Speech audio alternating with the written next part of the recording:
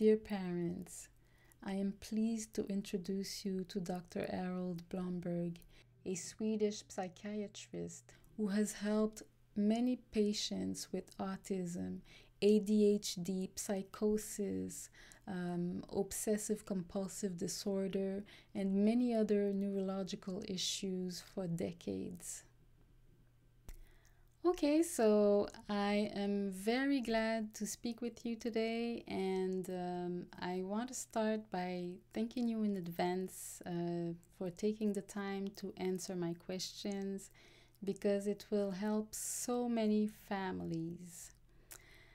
And the first time that I heard about you, it was at a brain gym class that I was taking for my children, and they mentioned the benefits of the rhythmic movement training. So, will you tell us how did it all started with for the rhythmic movement training? Well, I learned the rhythmic exercises 30 years ago from a Swedish woman who had developed these exercises by observing her own children and working with these baby movements with all kinds of people with who had very different conditions actually. And she worked a lot with children who had cerebral palsy and yeah, some must have been on the autistic autistics have been autistic, but that wasn't so common in those days. So, but I think some of them were actually. So then I have used it, worked with it in my work as a psychiatrist, and I also have worked as a school doctor, psychiatrist in a school for adolescents, most of whom had autism. So I used the rhythmic movements there and diet also. And I worked there for 15 years in this school actually. And what did you observe there? In the school, well, yeah, what I observed was a little surprising for me because I noticed that these students at the age between 15 and 22 years who did the exercises, they actually got, had a severe emotional reactions, many of them. And I was not prepared for that because I hadn't seen that before. And then we had to put them on a diet in order for them to be able to do the exercises without having a lot of emotional reactions. But then and actually all the school was on a diet without casein and without wheat in those days. This was actually more than 20 years ago, so things have changed very much from then. But that was very successful intervention because there was much less violence and the students actually improved just by the diet and also by the movements also. How did you find out that they needed a particular diet in order to get results with the exercises? Well, there was a lot of research already from the 70s and about the diet. And I had also worked with diet with some of my patients when I worked as a psychiatrist in a psychiatric outpatient clinic. And I knew that diet was very important for people with schizophrenia and psychosis and so on. And then I also had read a lot about it, and I heard about a doctor in Norway or in Oslo who had done some research about this, Dr. Reichelt, and I visited him in Oslo, and he told me about how he had treated autistic children with a diet with very good results. So this was actually 23 years ago. Okay, I wanted to know what are the benefits of the rhythmic movement training for children with autism? Well, the thing is, rhythmic movement training is good for everyone, but children with autism, they have inflammation of the brain and brain damage which causes the symptoms, and what you need to do is to stop the inflammation of the brain, and then you can heal the brain by doing the exercises. Especially you get good results with emotional development, so they start to show emotions and such things, and in many cases they have also can have the rhythmic exercises are very beneficial for the cerebellum, which is normally very damaged in autism, and it may actually the movements may actually help them to develop speech also if they don't have speech, or at least to improve their speech considerably. Okay, and what about the lack of concentration or behavior problems that might be related to primitive reflexes which should have been inhibited but did not? Or what are the most frequent reflexes that are, let's say, reactivated or never inhibited pertaining to children with autism? Now, actually, in autism, the hyperactivity and lack of concentration and impulsivity is mainly due to inflammation of the brain and the damage of the cerebellum.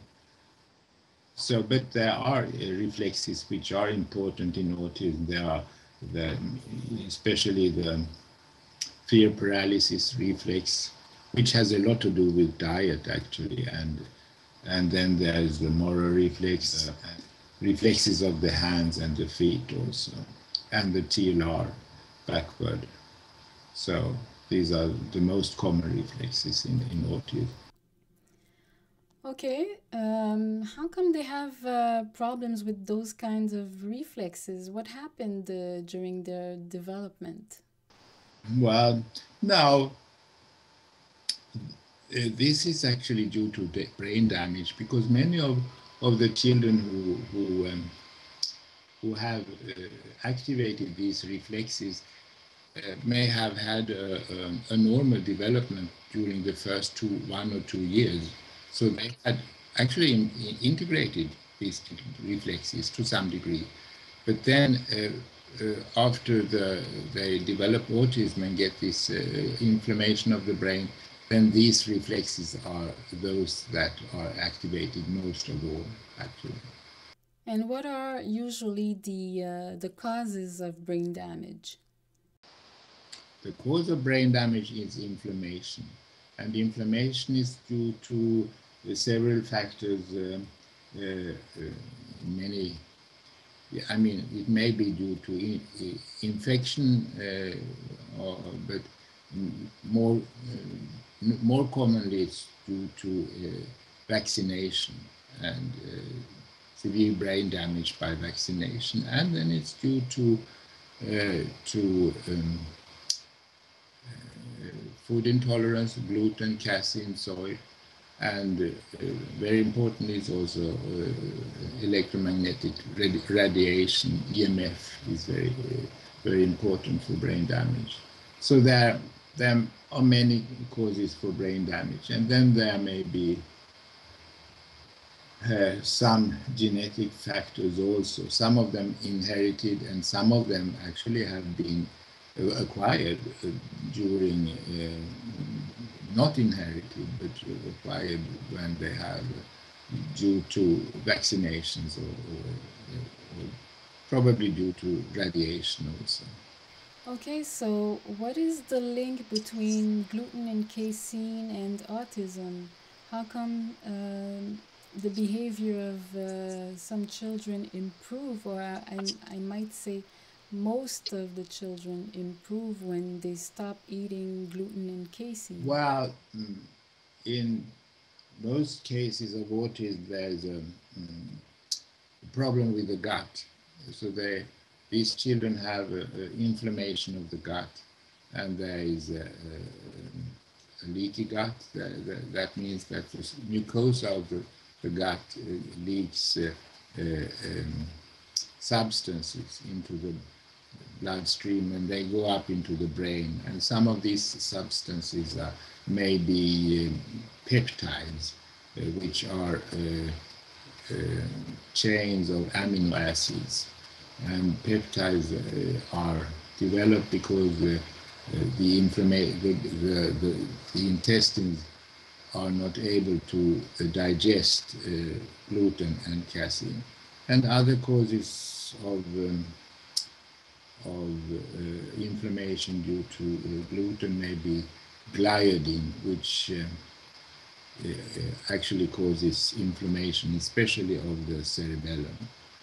So actually the gut is a really central problem here with autism. And can a gluten and casein-free diet also reduce the frequency of epilepsy crisis? Yeah, there is some research on that. It's Dr. Reichelt in Norway.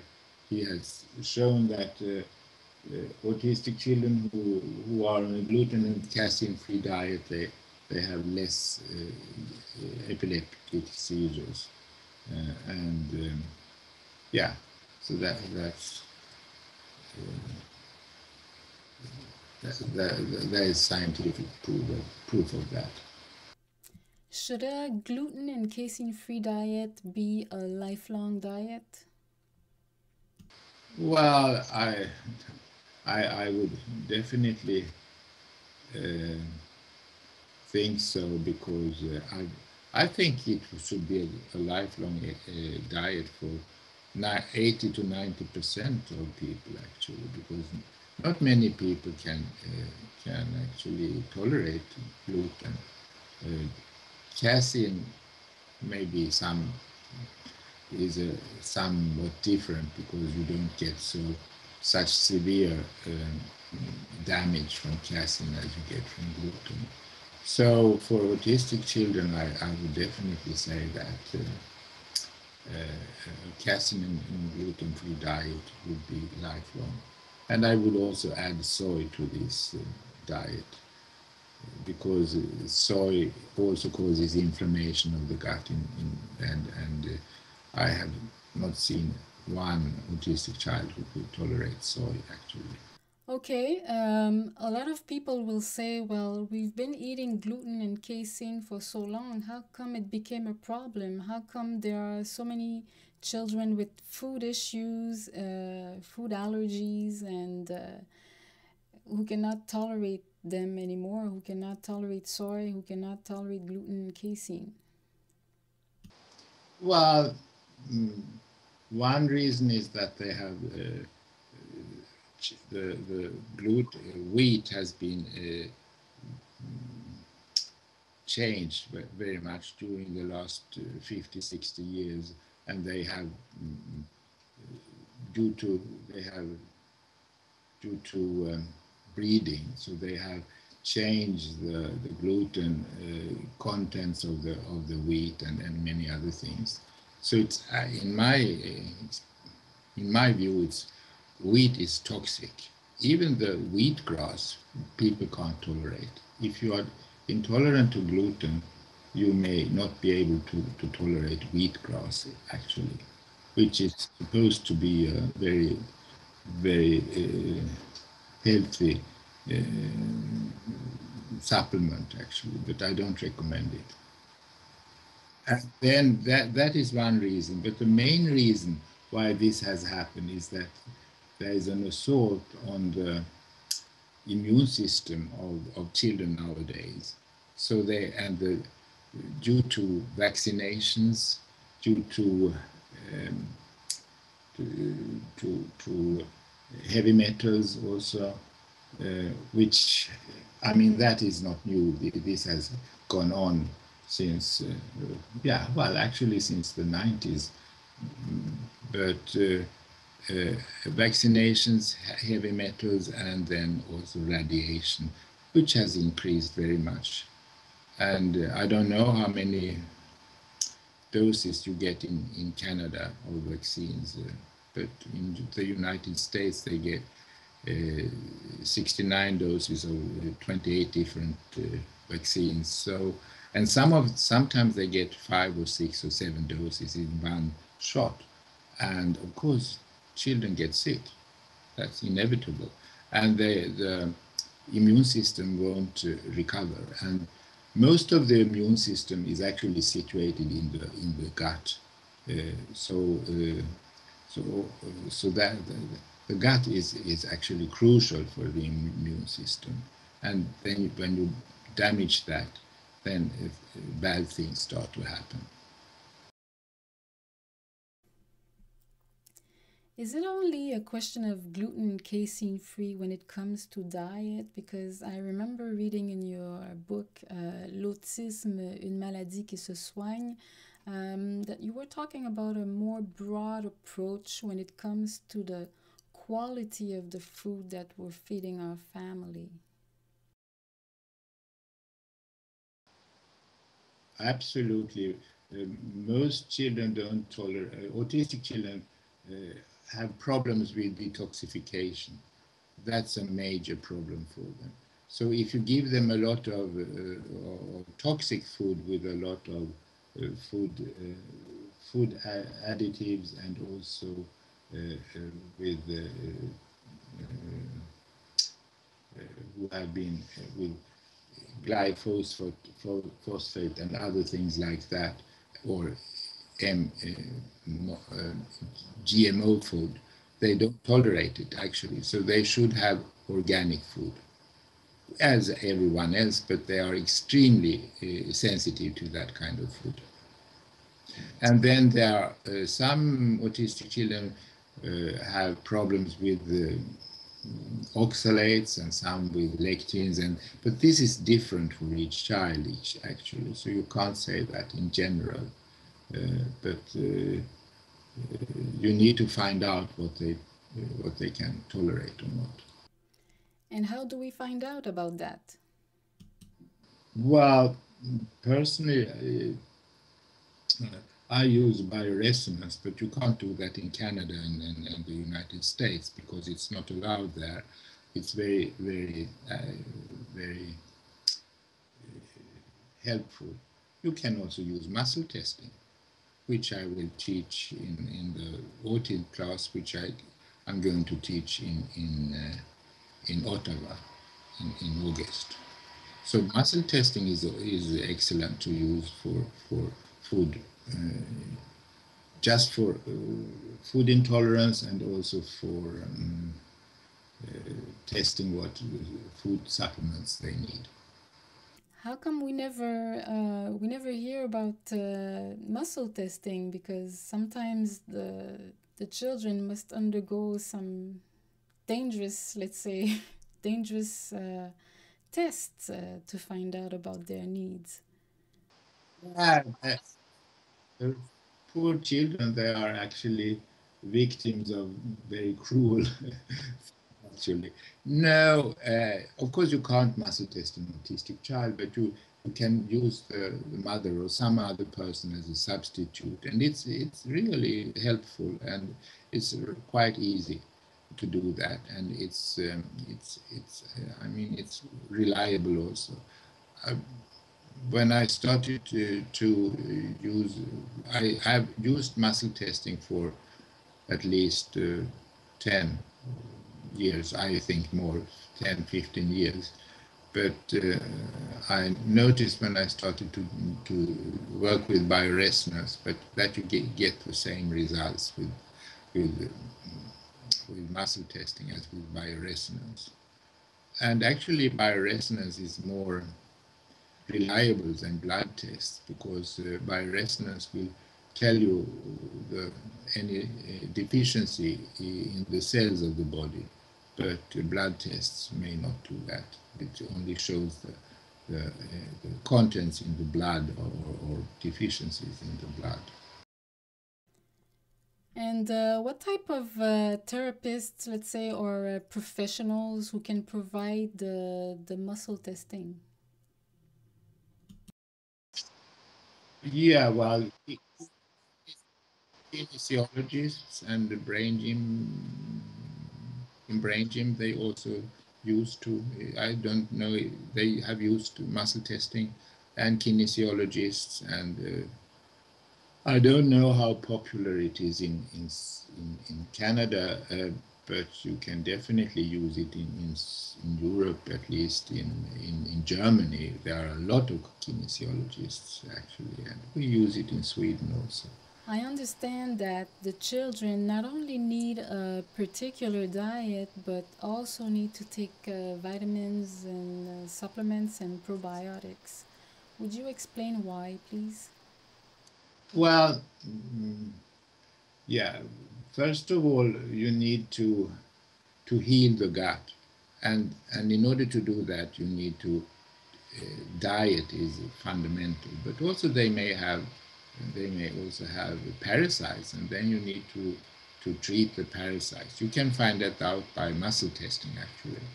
And then because of the inflammation of the gut, they have problems to absorb vitamins and minerals. So most of these children need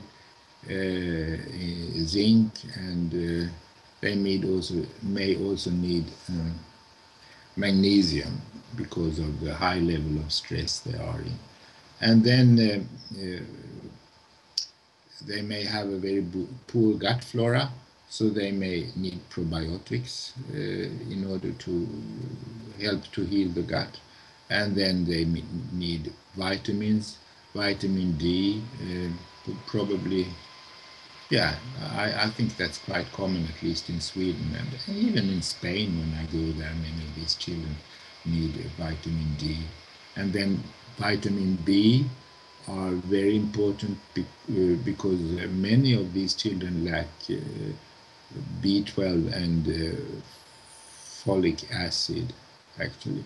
And of course, many of them also have a very poor diet. They eat, they don't like vegetables and so on. So they really need to take vitamins and food supplements also.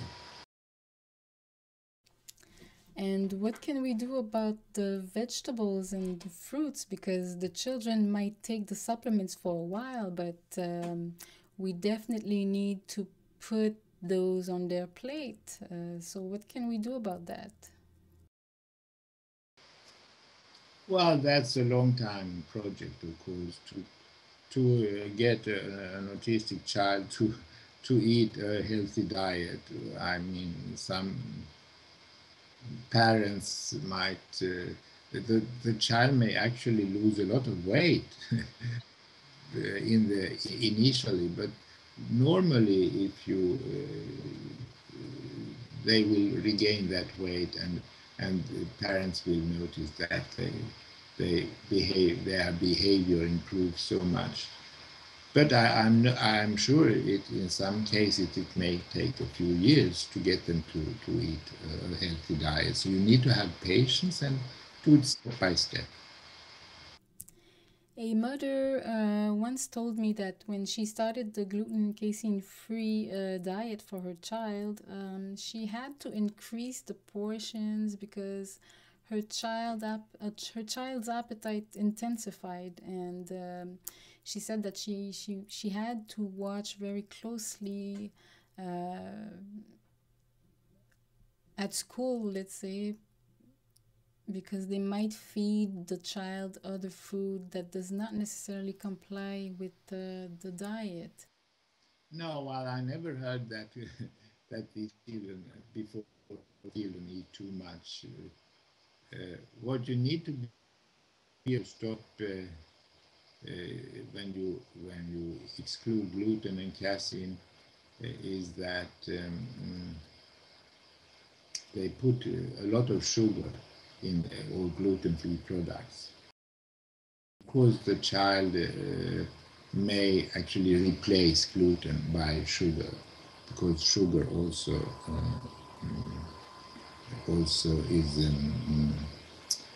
is addictive. But the problem with sugar is that sugar also causes inflammation of the brain, and actually is quite detrimental to these children. It also causes, it also harms the gut flora. So sugar is not good for many reasons. But that may take, I mean, you can just do one thing at a time. You can't give the child a perfect diet immediately, because the child needs to get used to it. It may take a long time. My next question is, can parents avoid medication when a proper diet is applied for their child? Well, that's my experience, because when children come to me, they are usually very hyperactive and they can't sit still and they run around and have self-stimulating behavior and rocking and whirling and hand flapping and so on. And then when they have been on a diet for some time, they just can sit still and play. So, so in my experience, they don't need any central stimulants to calm them down. Which I don't I don't recommend that, because then they will give even more brain damage for these children. Sometimes they may have more problems, and they may still have a lot of hyperactivity, but then you have to work to heal the gut and find out what they don't tolerate, and I think actually reducing the electromagnetic fields is very important for these children also. So you need to find out how you can reduce their hyperactivity and the self-stimulating behavior. You mentioned in one of your books how electromagnetic fields significantly changed our lives and permitted us to have access to television, internet access through Wi-Fi, cell phones, and so on. But yet, most of us do not know the danger or do not understand how electromagnetic fields can interfere with our body. Would you please explain to us how electromagnetic fields affect us and affects our children's behavior? Well, especially autistic children are very sensitive to electromagnetic radiation, because they already have severe problems of detoxification. They can't detoxify their body, and they can't, for many different reasons. But then when you expose them to electromagnetic radiation, there is a severe, the cells can't detoxify from free radicals and heavy metals or anything like that. So as I wrote in my book, there was a study where they actually could show that even if you do everything for some of these children, there will be no progress until you can actually reduce the electromagnetic radiation. But this is not true for every child, but there are some children who actually are so sensitive and to radiation, so it will actually obstruct or prevent all progress from all the other actions you take. And what can we do in our daily lives to reduce our exposure to electromagnetic fields? This is a great problem. What you need to do, first of all, is to get rid of radiation in the bedroom of the child. So to switch off the Wi-Fi at night and such things, and then don't let the child go on the internet using the iPad or something like that. Some children, some parents may do that without actually understanding what they are doing. They should always be in an airplane mode and so on. So they should not be exposed to mobile phones and so on unless they are in an airplane mode. And what more? Yeah. And then the Wi-Fi also as little as possible. I was wondering, what can we do as parents when we see what would you recommend when we see the children, our children, flapping, the tippy toes, spinning on themselves, they don't speak, they look at the corner of their eyes. What can be done about all of this? Yeah, these are self-stimulating behavior, rocking, the hand flapping, and such things. And this is due to overstimulation of the brain. And it may be due to many factors. Actually, it's caused by an imbalance in the brain between two transmitter substances, glutamate and GABA. There is too much glutamate and too little GABA, and then but what you need to do is to reduce the stimulation of the child, and I would first of all look at the diet. If the child may have eaten something that the child couldn't tolerate, or if the child is like that every day, then there may be something in the diet that the child can't tolerate. But there may be radiation also, this kind of stimulation.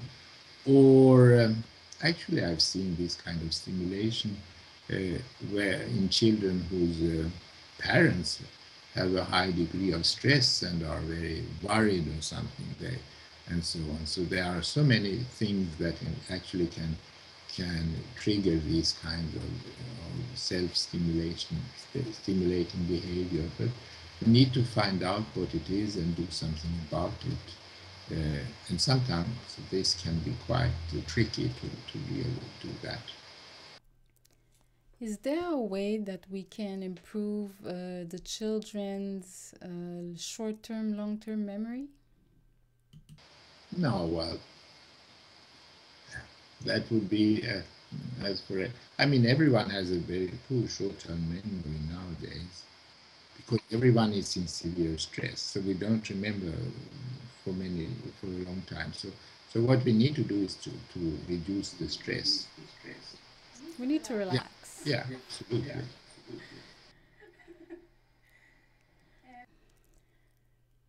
Parents know that pollution is one of the major environmental factors relating to autism, and among them we find heavy metals, which you already mentioned. And what can women who have concerns about heavy metals and neurotoxic overload in their body and wish to conceive do? What can they do if, while working in fields which require multiple vaccines, do? Well, I don't know. Of course, you need to have a good immune system. So, I mean, what can you do to improve your immune system? You avoid radiation, you stop taking gluten and casein, you can actually take vitamins. I mean, especially important is B12. If you are B12 deficient, then you will have severe problems with vaccinations and so on.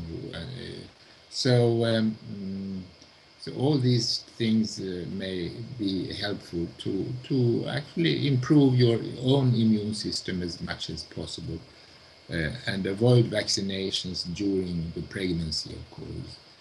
That's very important.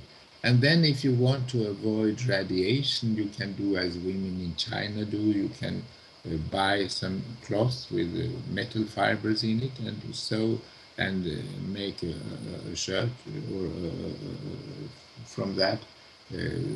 So you can actually protect the child from the radiation. I don't know why women in China know about this, but they actually do. So that's quite common there in the middle class that they do that. About your books, the Movements That Heal is pretty much easier to find than the one that I read in French, which is entitled L'Autisme, une maladie qui se soigne, which is has been translated by Marie Mattei from France. And I was wondering, is there a way, an easier way to for the parents to get access to it? Well, I don't know if, because I haven't published it. Marie has published it, and I think she could actually distribute it, have a better, more efficient distribution. So you have to ask her that question. I think many parents in Quebec would like to. It would be very good for them to read. And I plan to try to publish it in English also, but I have been publishing my last book in English, which is now called the Les Mouvements qui soignent. Well, they are called the Rhythmic Movement Method. I've added a chapter in that book about diet also. So I published it on Lulu. It has taken me 1 year to do that. So I do plan to try to publish the Autism book also in English, so it may be easier to get. Perfect.